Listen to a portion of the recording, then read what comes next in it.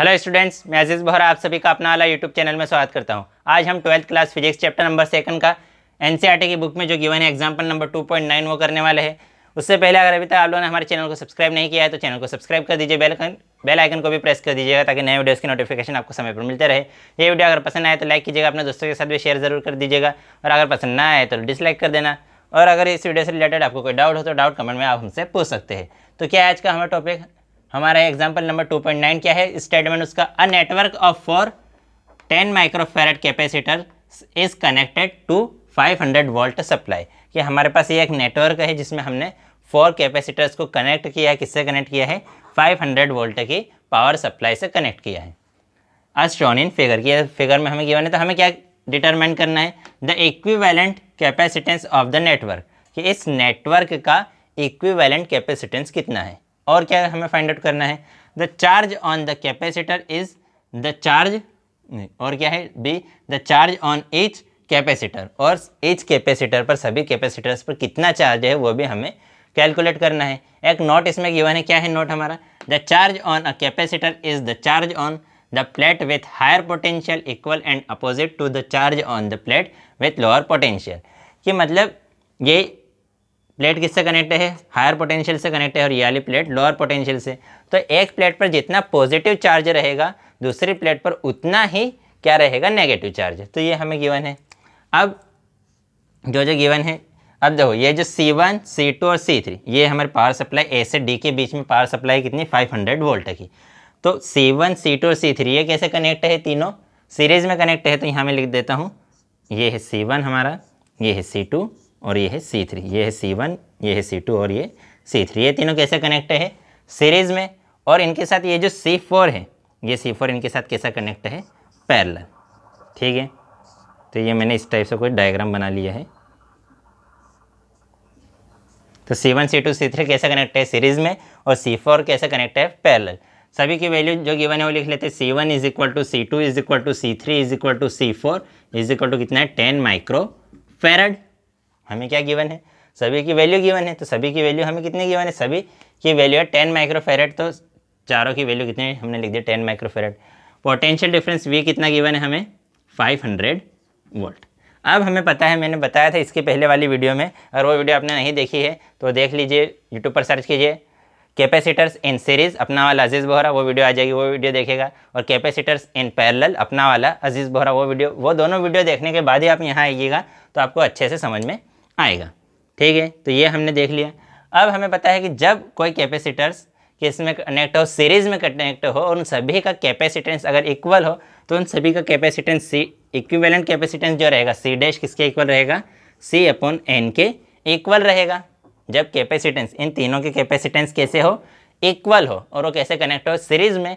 तब उनका जो इक्विवेलेंट कैपेसिटेंस है उसको मैं किससे रिप्रेजेंट कर रहा हूँ? C डैश से। तो जो C डैश है वो किसके इक्वल रहेगा? C/N। तो C की वैल्यू कितनी है? C1, C2, C3 ये किसके इक्वल रहेगा? C के इक्वल। तो C की वैल्यू कितनी? 10 माइक्रोफैराड। तो यहाँ मैंने लिख दिया 10/N। N मतलब कितने कैपेसिटर है? तो 1, 2, 3। तो N की वैल्यू कितनी है? 3। तो 10/3। अब ये वैल्यू किस में आई हमारे पास? माइक्रोफैराड में आई।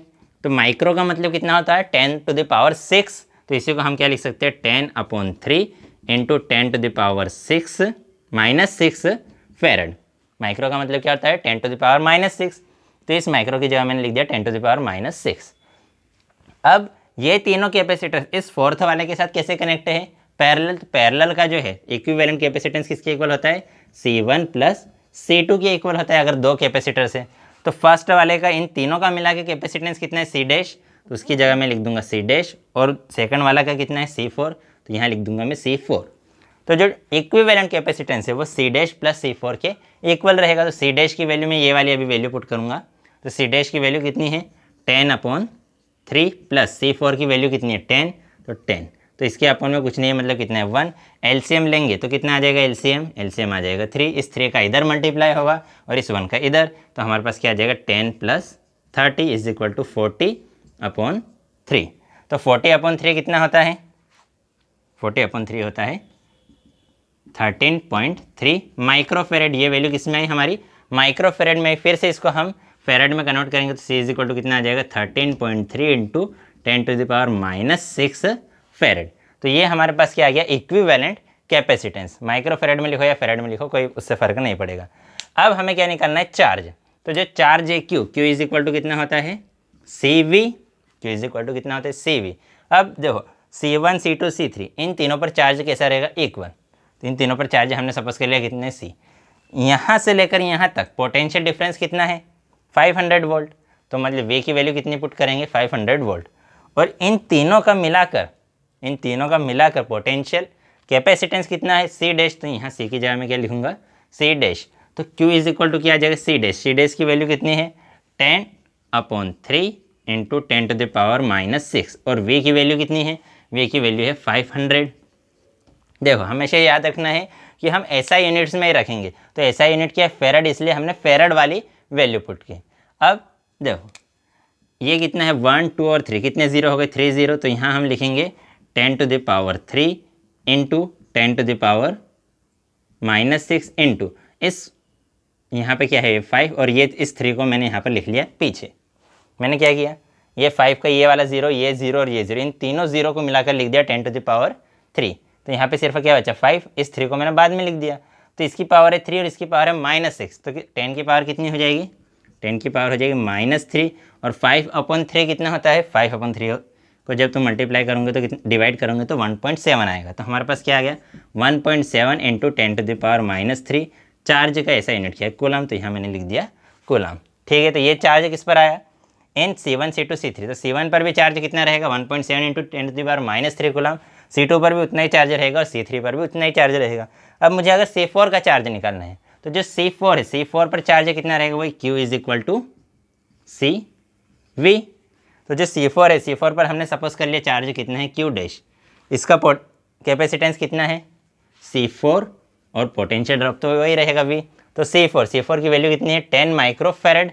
तो Q डैश की वैल्यू कितनी आ जाएगी 10 माइक्रोफेरेड। तो उसको हम क्या लिखना पड़ेगा 10 इंटू 10⁻⁻6 इंटू 500।